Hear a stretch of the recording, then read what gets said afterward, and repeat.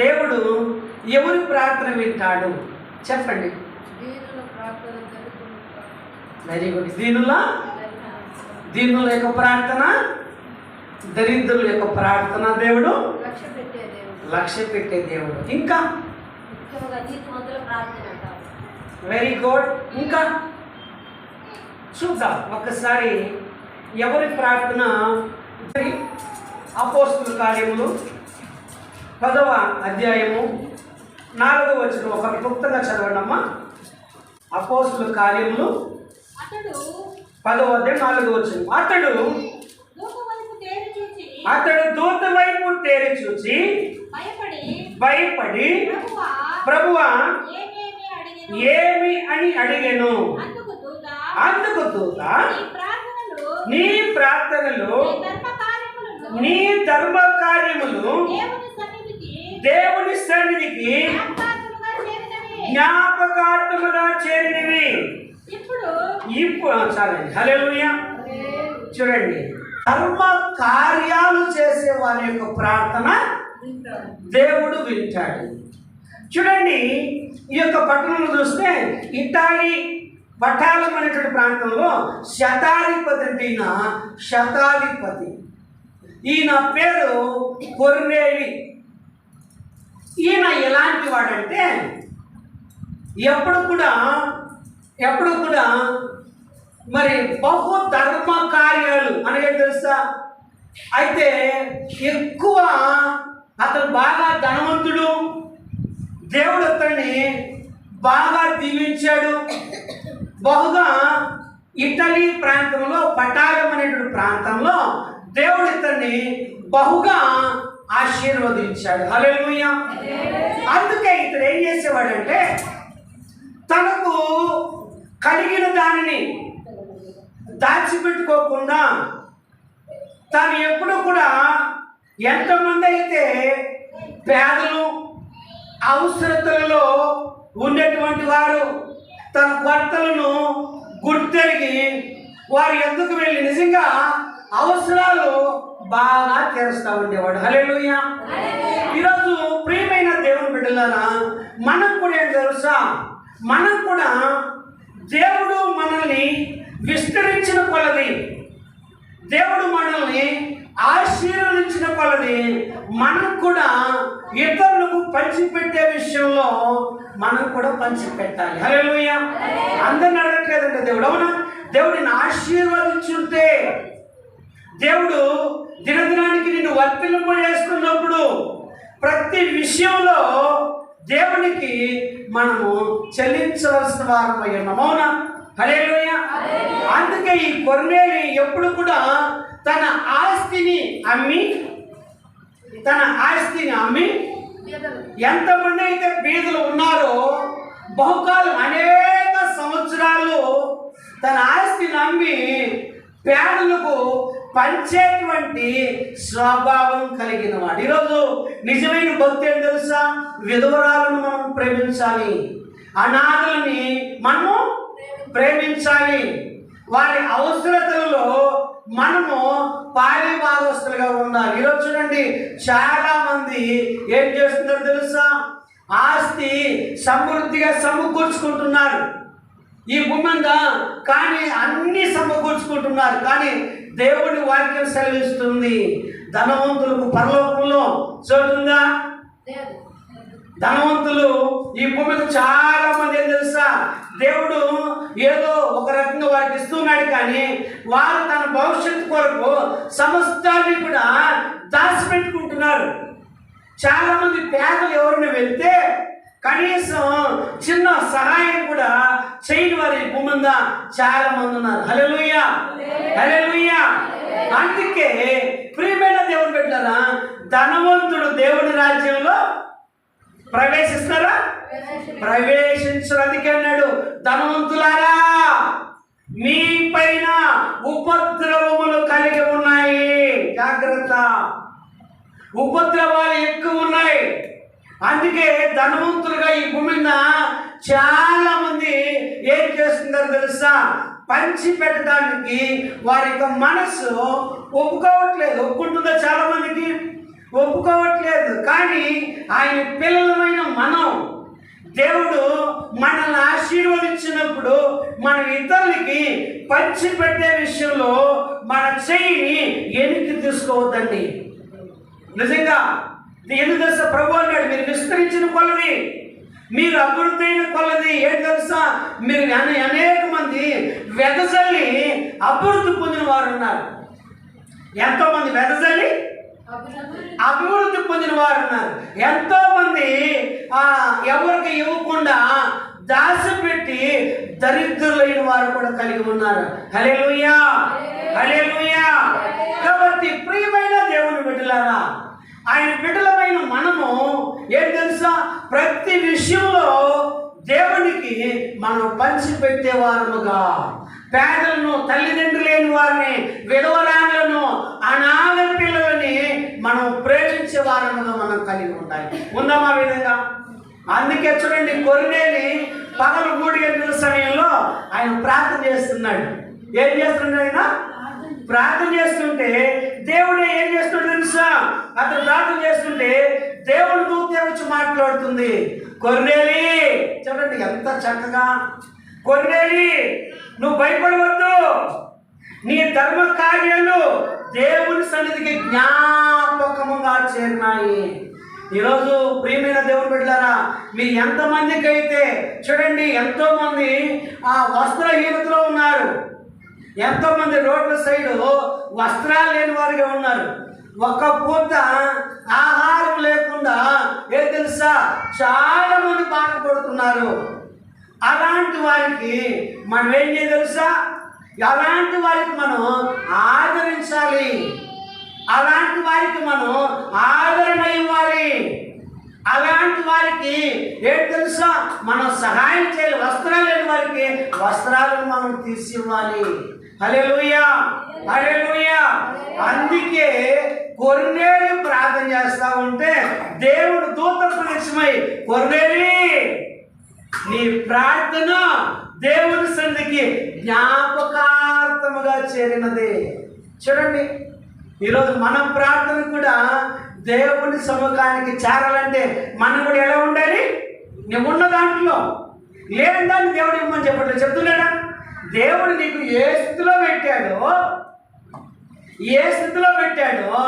ఆ స్థితిలో నువ్వు కలిగి ఉండి ఏం తెలుసా, సంతృప్తి పడి అవసరతల్లో ఉన్నవారికి నువ్వు అవసరాలు తీరుస్తా నువ్వు పాలి భాగస్తుడిగా కలిగి ఉండాలి. హల్లెలూయా, హల్లెలూయా. అందుకే చూడండి, అప్పుడు ఎందుకేమైంది తెలుసా, అందుకే సుంకపు గుర్తుదాడిన జక్కయ్యను కూడా మనం చూస్తాం. అవునా?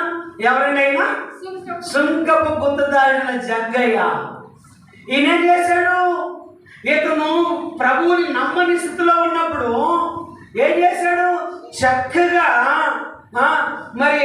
మరి ఏం చేశాడు, పన్నులు వసూలు చేసేవాడు కనుక పేద ప్రజల నుండి పన్ను వసూలు చేసి డబ్బును బాగా సమకూర్చుకున్నాడు. అవునా?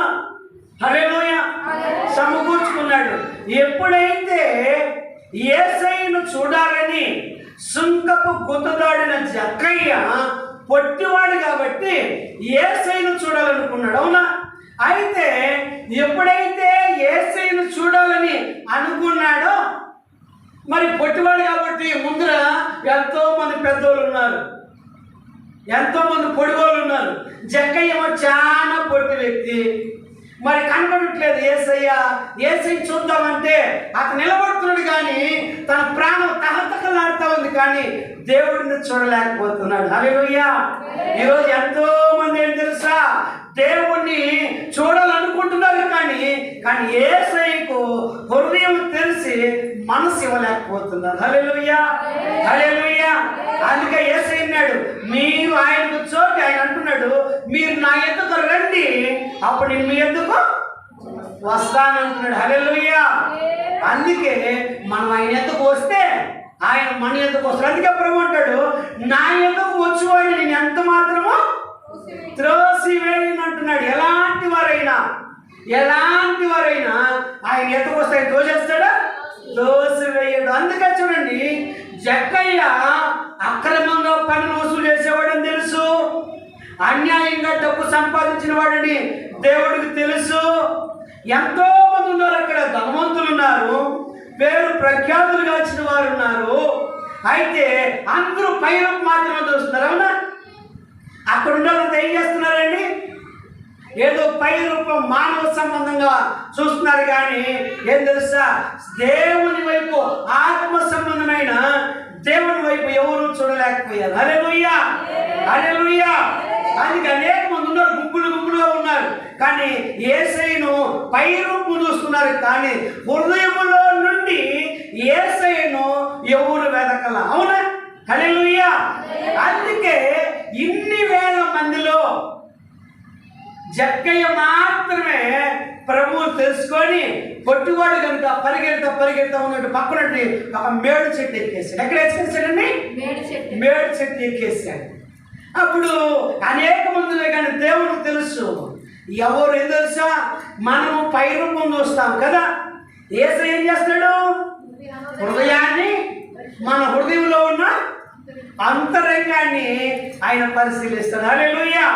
యేసయ్య ఏం చేశాడు తెలుసా, జక్కయ్యలో ఉన్నటువంటి ఆ అంతరంగాన్ని దేవుడు చూడాలని ఆ తపనను దేవుడు చూశాడు, ఆ కోరికను దేవుడు చూశాడు. దేవుడు చూసి, జక్కయ్య నేడు మీటికి నేను రావలసి ఉన్నది అన్నాడు. తెలుసా? వెంటనే జక్కయ్య చక్క మేడు చెట్టు ఎక్కి దిగి ఏం చేశాడు? కింది దిగిన తర్వాత మరి జక్కయ్య ఇంటికి వెళ్తున్నాడు యేసయ్య. అక్కడున్న వారందరూ అనుకుంటున్నారు జక్కయ్య చూసి, ఓ జక్కయ్య మంచోడా, ఎవరైనా పాపాత్ముడు, అయ్యో మా కడుపు కొట్టేసాడు కొంతమంది చెప్పుకుంటారు. కొంతమంది మా అక్క అన్యాయంగా మా డబ్బును అంతా వెలుపునేసాడని కొంతమంది అంటున్నారు. అవునా? ఇంకా కొంతమంది ఏమంటున్నారు, జక్కయ్య పాపాత్ముడు రా. ఏమంటారండి? పాపాత్ముడు, పాప చేసేవాడు, అన్యాయంగా మా దగ్గర మోసం చేసి సంపాదించిన వాడని. నిజంగా ఒక విషయం తెలుసా, దేవుడు నీతిమంతులు పిలవడానికి వచ్చాడా? ఎవరు పిలవడానికి వచ్చాడు? యేసయ్య పాపులను, అవునా, నశించుచున్న వారిని వెలికి రక్షించడానికి మనిషి కుమారుడిగా ఈ లోకానికి యేసయ్య వచ్చాడు. హల్లెలూయా. జక్కయ్య అక్రమంగా డబ్బు సంపాదించాడు కాబట్టి అక్కడ ఉన్నటువంటి వారందరూ అనుకుంటున్నారు ఈ పాపాత్ముడి దగ్గరికి యేసయ్య వచ్చాడే అని అనుకుంటుంటే, మా దగ్గర రెట్టింపు డబ్బు వదిలేశాడని అందరూ బాధపడుతుంటే ఈ మాట జక్కయ్య అన్నాడండి. ఎవరన్నాడండి? అప్పుడు యేసయ్యతో అంటున్నాడు, ప్రభువా నేను ఎవరి దగ్గరైనా ఏమంట చెప్పండి చూద్దాం. నేను ఎవరి దగ్గరైనా అక్రమంగా డబ్బు తీసుకొని ఉంటే నేనేం చేస్తాను? అన్యాయంగా డబ్బు తీసుకోంటే నేనేం చేస్తాను? 4 గంటలుగా. హల్లెలూయా. ఏమంటున్నాడండి? 4 గంటలుగా నా ఆస్తి అమ్మేయినా నేనేం చేస్తాను? పేదలకు పనిచేస్తాను. చెప్పండి కొద్దాం ఒకసారి. హల్లెలూయా. ఈరోజు మన జీవితాలు అంతే. నువ్వు ఎవరి దగ్గరైనా, ప్రియమైన సహోదరి, ప్రియమైన సహోదరుడా, ఎవరి దగ్గర నువ్వు దొంగలించావా? ఎవరి దగ్గరైనా నువ్వు కూడా మనం తీసుకొని ఒకవేళ ఇవ్వలేని స్థితిలో మనం ఉన్నామా?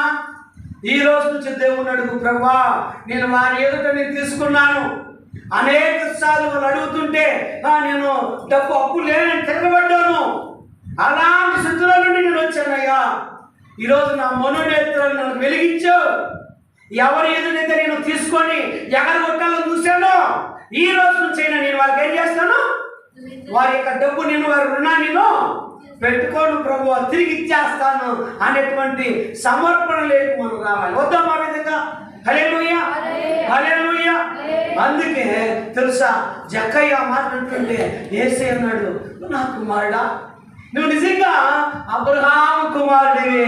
నిజంగా నీటికి ఏమొచ్చింది? రోజు రక్షణ వచ్చి ఉన్నది. చూడండి, దేవునికి ఎవరంటే ఇష్టం అంటే తప్పులు ఒప్పుకునేవారంటే ఇష్టం. నిజమా?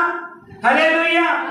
మొదటిగా చూస్తే ధర్మ కార్యాలు చేసిన కొర్నేలు యొక్క ప్రార్థన దేవుడి సముఖానికి చేరింది. అవునా? మొదటి మాట. రెండో మాట, ఎవరి ప్రార్థన దేవుడి ఎదురుకి వెళ్ళింది? సుంకపు గుర్తుదాడిన జక్కయ్య తన పాపాలను ఒప్పుకున్నప్పుడు కదా, అప్పుడు ఆ ప్రార్థన దేవుడి సముఖానికి చేరి ఏమంటాడు? ప్రభు ఏమంటాడు? అబ్బా నిజంగా నా కుమారుడా, నువ్వు నిజంగా అబ్రహాము కుమారుడివే, నీకు ఈ దినం ఏమొచ్చింది? రక్షణ దినము. ఈరోజు ప్రియమైన దేవుని బిడ్డలారా, మన జీవితాల్లో ఇప్పటి వరకు ఒకవేళ ఉంటే అన్యాయము లేదా అక్రమము లేదా పాపము ఏవైతే దేవునికి ఆయాసము కలిగించే పనులు మన జీవితాల్లో ఉంటే వాటిని మనం ఒప్పుకొని విడిచిపెట్టి దేవునికి ఇష్టమైనటువంటి ప్రియులుగా ప్రియురాలుగా దేవుని కొరకు ఇష్టమైన పిల్లలుగా సాక్షిగా మన జీవితం. ఆమేన్. హల్లెలూయా, హల్లెలూయా. రెండు మాటలు తెలుసుకున్నామండి. మూడవ మాట ఒకసారి చూడండి. మనం మరి దావీదు రాసిన కీర్తనల గ్రంథము 32వ అధ్యాయము 5వ వచనాన్ని ఒకసారి చదవండమ్మా, క్లుప్తంగా చదవండి. నా దోషములు ఒప్పుకొనక నీ ఎదుట నా పాపమును ఒప్పుకొంటిని, యెహోవా సన్నిధిని నా అతిక్రమములు ఒప్పుకొందుననుకొంటిని, నీవు నా పాప దోషములను పరిహరించి ఉన్నావు. చాలా హల్లెలూయా. చూడండి, నిజంగా ఆయన బిడ్డలుగా మన ప్రార్థన దేవుడి సముఖానికి వెళ్ళాలి అంటే, మన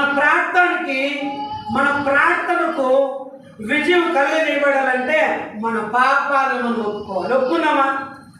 హల్లెలూయా. అందుకే చూడండి, అందుకే రాజు అయినటువంటి దావీదు దేవుని ఎదుట తన పాపాలని ఒప్పుకుంటున్నాడు. ఏం చేస్తున్నాడు? తన పాపాన్ని ఒప్పుకుంటూ ఉన్నాడు. ఈరోజు మనకు కూడా మన పాపాలని ఏం చేయాలి తెలుసా? దేవుని ఎదుట మనం ఒప్పుకోవాలి. ఒప్పుకున్నామా? చూడండి, ప్రభువా నేను పాపిని, అనేకమైనటువంటి పాపాలు నేను చేశాను అని దేవుని సముఖంలో రాజైన దావీదు ఒప్పుకుంటున్నాడు. అనేక సార్లు తెలుసా ప్రియమైన దేవుని బిడ్డలారా, దేవుని యొక్క వాక్యం సెలవిస్తుంది, అతిక్రమమును దాచిపెట్టువాడు వర్తిల్ల నేరడు. నిజమా? ఈరోజు మన యొక్క అతిక్రమాలు మనం దాచిపెడితే మనం వర్తిల్లుతామా? ఈరోజు చాలా మంది తను చేసే పాపాలు ఒప్పుకోరు కదా.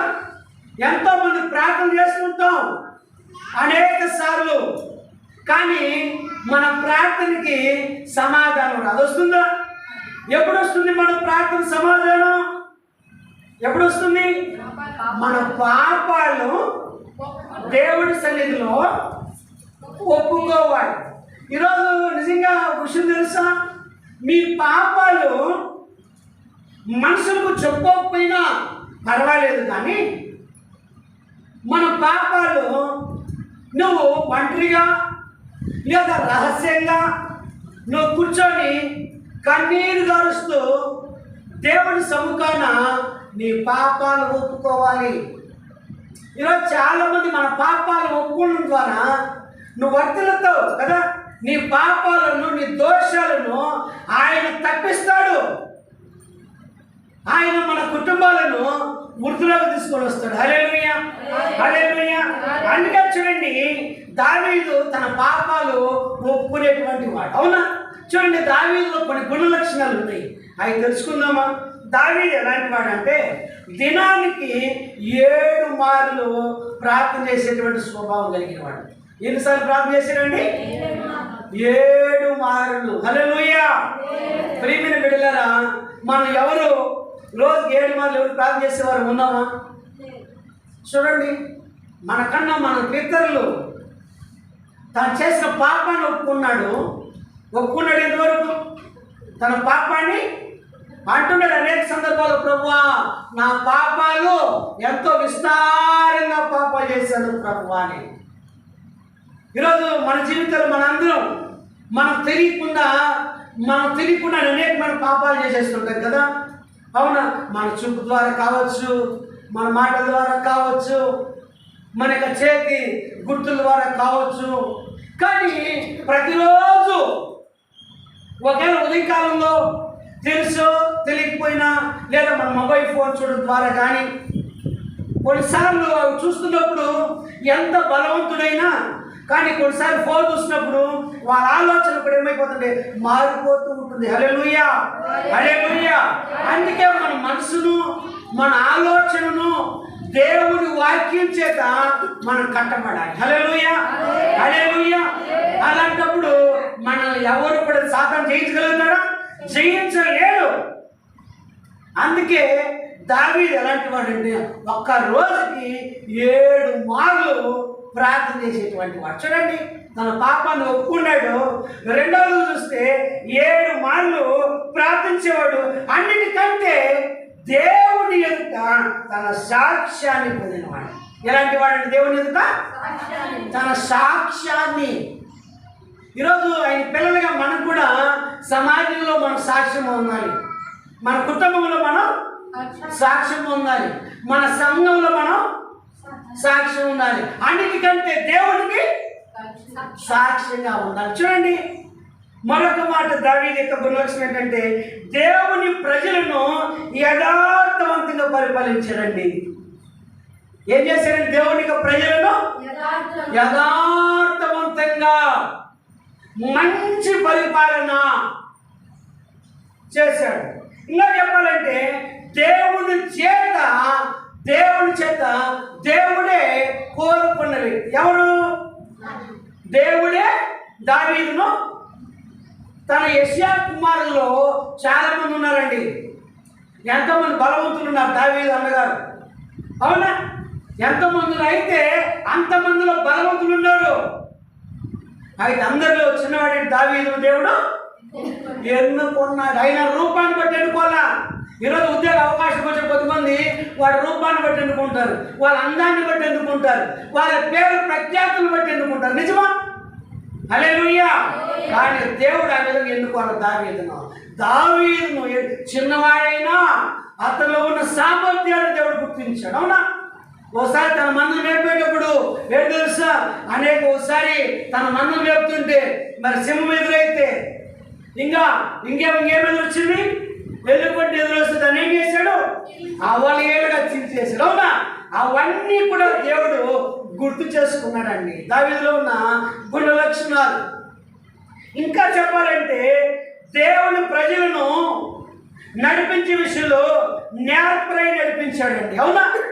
దేవుడు ప్రజలు ఏం చేశాడండి, న్యాయపరగా ఉండి మంచి మార్గాలలో తన ప్రజలను దావీదు నడిపించాడు. ఇంకా చెప్పాలంటే దావీదు తన శత్రువులు కూడా ఉపకారం చేసి ప్రేమించాడు. చూడండి, హల్లెలూయా, హల్లెలూయా. ఆయనను ప్రేమించేటువంటి మనం కూడా ఇన్ని గుణ లక్షణాలు ఉండాలి. ఈరోజు నువ్వు ఎదుగుదలలోకి, నువ్వు వృద్ధిలోకి రావాలంటే దేవుని యొక్క గుణ లక్షణాలు కలిగి దేవుని ఆత్మ చేత నింపబడిన వారిగా మనం ముందుకు కొనసాగించాలి. హల్లెలూయా, హల్లెలూయా, హల్లెలూయా. అలాగే చూద్దాం మరొకసారి సామెతల గ్రంథము 15వ అధ్యాయము 29వ వచనం చూడండి. ఒకసారి దేవునికి గర్వము లేని ప్రార్థనగా ఉండాలి. రెండవదిగా చూస్తే తగ్గింపు ప్రార్థన చేయాలి. ఏం చేయాలి? మనం తగ్గింపు ప్రార్థన చేయాలి. మనం కూడా ఎవరైనా ఒకవేళ మన పక్కింటోళ్ళు లేదా మన ఎదురింటోళ్ళు తిడితే వారిని మనం తిడతా ప్రార్థన చేస్తే ఆ ప్రార్థన దేవుడు వింటాడా? హల్లెలూయా. ఇతరులను ద్వేషించే ప్రార్థన చేస్తే దేవుడు వింటాడా? హల్లెలూయా. వినడు దేవుడు. నీ ప్రార్థన ఎలాంటి ప్రార్థనలంటే తగ్గింపు ప్రార్థన చేయి, ఇతరులు అభివృద్ధి కొరకు ప్రార్థన చేయి. ఇలాంటి ప్రార్థన దేవుడి సన్నిధికి వెళ్తాది. హల్లెలూయా, హల్లెలూయా.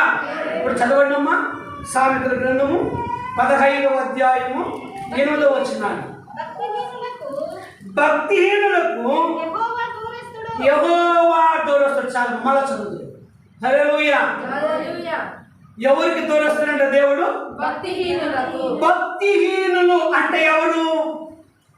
దేవునికి లోబడని వారు.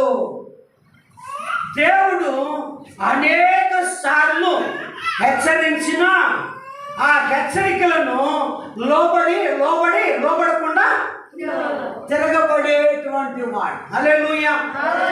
దేవుడు చెప్పాడండి సౌలుకి. ఏం చెప్పాడంటే, నాయన సౌలా, ప్రవక్త అయినటువంటి సమయాలు చెప్తున్నాడు, నా కుమారుడా రాజా సౌలా, ఇదిగో నీ శత్రువులను బాగినాడు, మీ శత్రువును నీకు అందిస్తున్నా, నీ శత్రువులను ఈరోజు నేను అప్పగించబోతున్నా. నువ్వేం తెలియంటే శత్రువులను పట్టుకొని వారి యొక్క శత్రువు యొక్క సమూహం అంతటిని కూడా బాగినలమ్మ, శత్రువు యొక్క సమూహం అంతటిని కూడా నువ్వు నిర్మూలన చేయాలి. ఏం చేయను? నిర్మూలన చేయాలి. ఏ జంతువులు ఏది కూడా నువ్వు దాచుకోకుండా జంతువుల కానుంచి ఆ దేశం యొక్క రాజులను అందరినీ పూర్తిగా నువ్వు నిర్మూలన చెయ్యాలి. మరి దేవుడు చెప్పినప్పుడు సౌలు ఏం చేశాడు తెలుసా? హల్లెలూయా. సౌలు ఏం చేశాడు తెలుసా? రాజే, ఇజ్రాయిలీలో మొదటి రాజు. ఎవరండి? ఇజ్రాయిలీలో మొదటి రాజు. చక్కగా పరిపాలన చేయాల్సినటువంటి వ్యక్తి రాజు. కానీ దేవుడు చెప్పినప్పుడు దేవుడి హెచ్చరికను పక్కన పెట్టేశాడు. ఏం చేస్తాడు తెలుసా?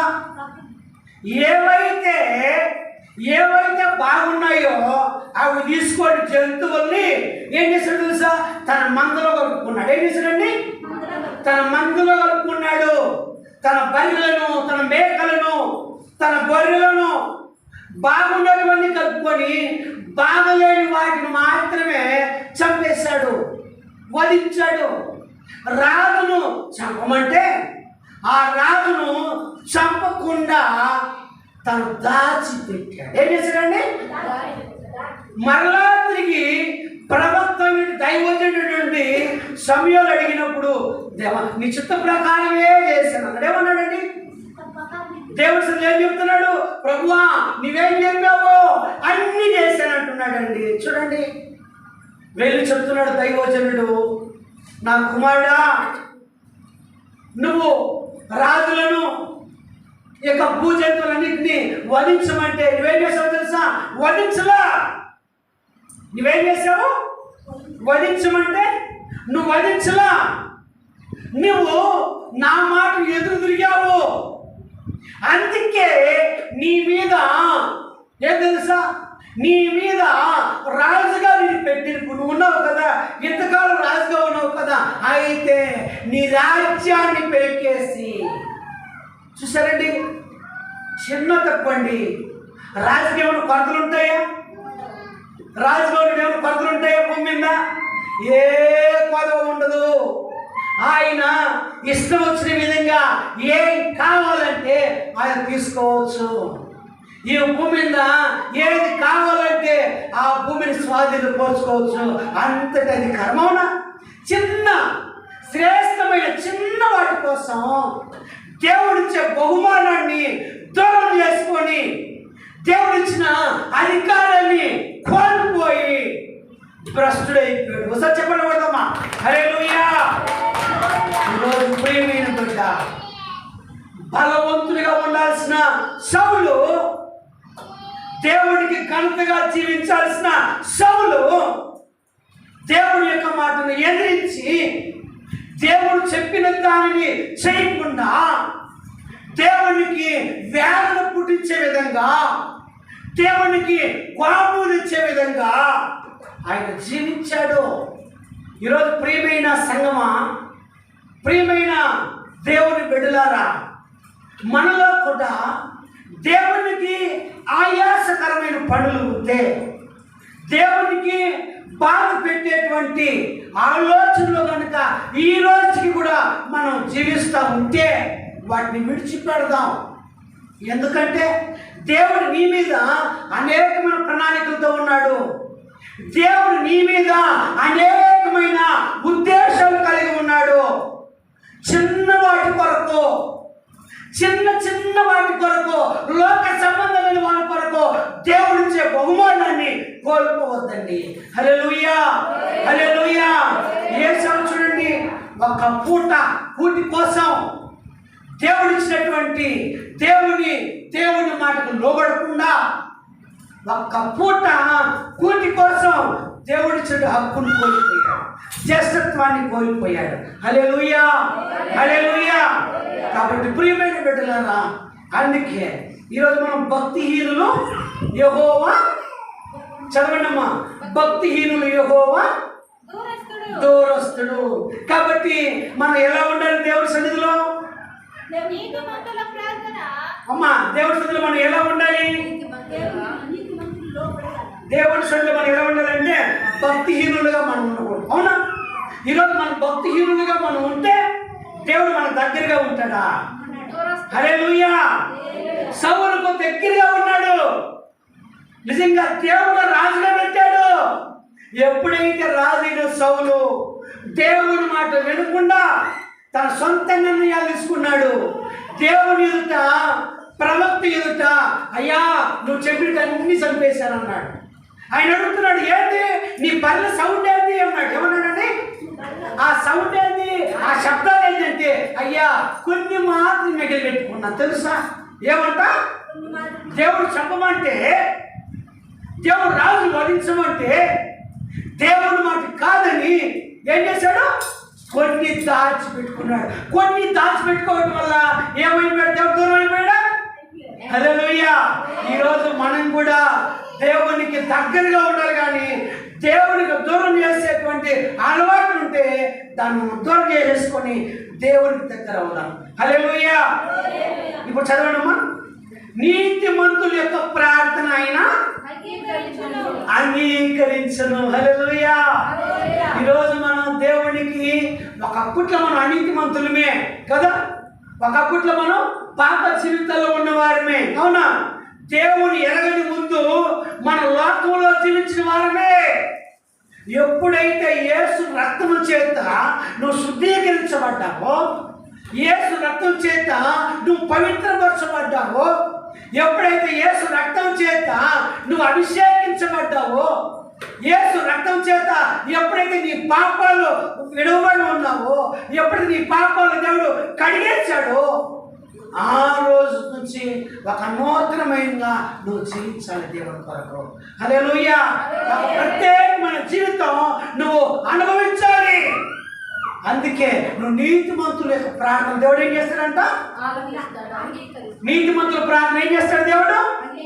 అంగీకరిస్తాడు. ఈరోజు చాలా మంది చూడండి, ఎంతకాలం ప్రార్థన చేస్తా ఉన్నారు, కానీ ఆ ప్రార్థనకు ప్రతిఫలం రాలేదంటే మనం ఏం గ్రహించాలి?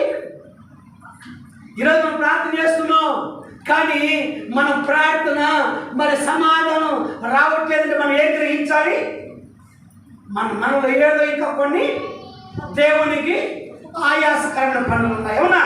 ఈ పనులను నీకు విడిచిపెడతాను అని ఎప్పుడైతే నువ్వు గ్రహిస్తావో, నిజంగా ప్రియమైన బిడ్డ, అప్పుడు దేవుడు నీ తప్పు తెలుసుకున్నప్పుడు నేను క్షమించడానికి దేవుడు ప్రారంభిస్తాడు. హల్లెలూయా, హల్లెలూయా. కాబట్టి అందుకే అన్నాడు యోబు గ్రంథం 2:9 యథార్థతను వదలక. చూడండి, యథార్థతను నువ్వు ఎప్పుడు విడిచిపోకూడదండి. నువ్వు బ్రతికినంత కాలం యథార్థవంతుడిగా ఉండాలి. నీలో ఎప్పుడు కూడా దేవుడికి ప్రీతికరంగా నువ్వు జీవించాలి. హల్లెలూయా. యథార్థత నీలో ఎప్పుడు కల్ముషం లేని వారిగా ఉండాలి. ఎప్పుడు నువ్వు దేవుడికి పాపు లేని వారిగా ఉండాలి. హల్లెలూయా. మరణం వరకు తెలుసా? ఇంకొక మాట చెప్పి ముగించేస్తున్నాను. శ్రమ పెట్టి చూడండి, యోబు గ్రంథం 2:9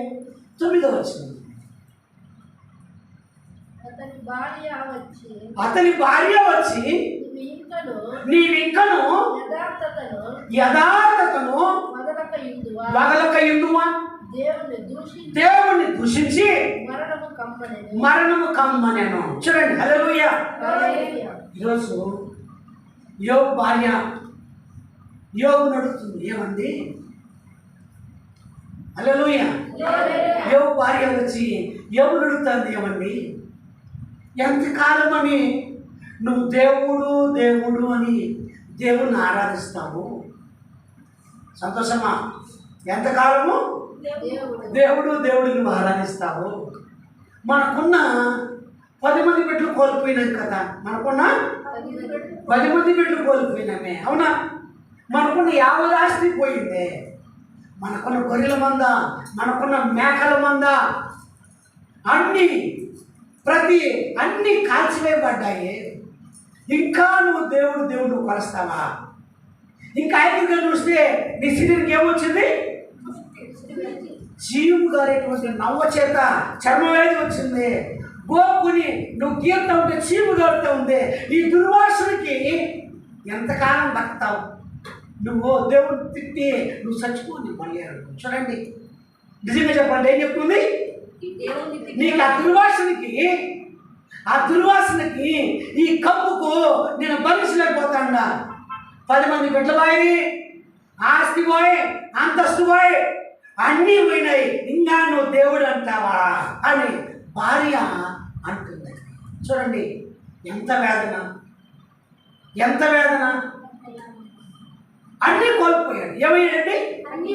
అన్నీ కోల్పోయాడు, ఏమి లేని వాటే. కానీ తన భార్యతో ఏమంటున్నాడు? చదవండి.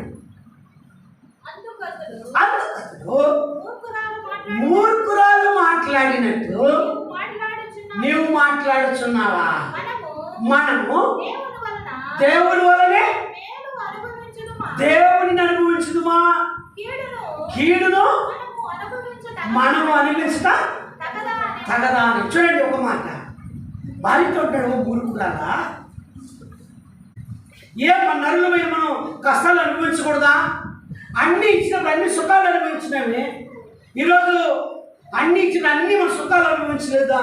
ఈరోజు ఆయన ఇచ్చాడు, ఆయన తీసుకుపోయినాడు. దేవుని స్తోత్రం రచ్చబడగలమా? హల్లెలూయా. చూడండి, ఎంత నిజంగా యథార్థవంతుల యొక్క ప్రార్థన ఆయన తోసి. అందుకే ఇతని యొక్క యథార్థతను బట్టి కదా ఈరోజు మనం కూడా ప్రభువు నమ్మిన తర్వాత మొదట్లో మనం చేసుకున్న వాగ్దానం ప్రకారం మనం చనిపోయేంత వరకు ఏమైతే మాట ఇచ్చామో ఆ మాట ప్రకారమే జీవించాలి, అవునా? ఈరోజు జీవిస్తున్నామా? ఒకసారి ఎవరు వేసుకున్నాం ప్రీతి పెట్టారా? అందుకే యోగు చూశారు. యోగు యథార్థతను బట్టి, తన భక్తిని బట్టి దేవుడు ఏం చేశాడండి? ఏమైతే కోల్పోయాడో కోల్పోయిన దానికి ఏం పొందాడండి? 2 అంతల ఆశీర్వాదాన్ని పొందుకున్నాడా? ఒకసారి చెప్పండి కదా. హల్లెలూయా. ప్రార్థన చేస్తున్నాం. ఈరోజు మనం నేర్చుకున్న వాక్య జ్ఞానం ఏంటండి? ఈరోజు ఏం తెలుసుకున్నాం? ఎవరి ప్రార్థన దేవుడు వింటాడు. ఎవరి ప్రార్థన వింటాడు? ధర్మకార్యాలు చేసేవారి ప్రార్థన కదా. రెండవది దోషాలు ఒప్పుకునేవారి ప్రార్థన కదా. ఇంకా యథార్థవంతుల యొక్క ప్రార్థన, ఇంకా దీనుల యొక్క ప్రార్థన కదా, ఇంకా దరిద్రుల యొక్క ప్రార్థన. నిజమా? చూడండి, ఈరోజు మనం ఏ స్థితిలో ఉన్నాం? దేవుని ఎదిరించిన సౌలు కదా ఏమైపోయాడని? దేవుడిచ్చిన ఆజ్ఞను కోల్పోయి భ్రష్టుడైపోయాడు. మనం సరి చేసుకుందాం. దేవుడి మాటలు దీవించుగా ప్రార్థన చేసుకుందాం.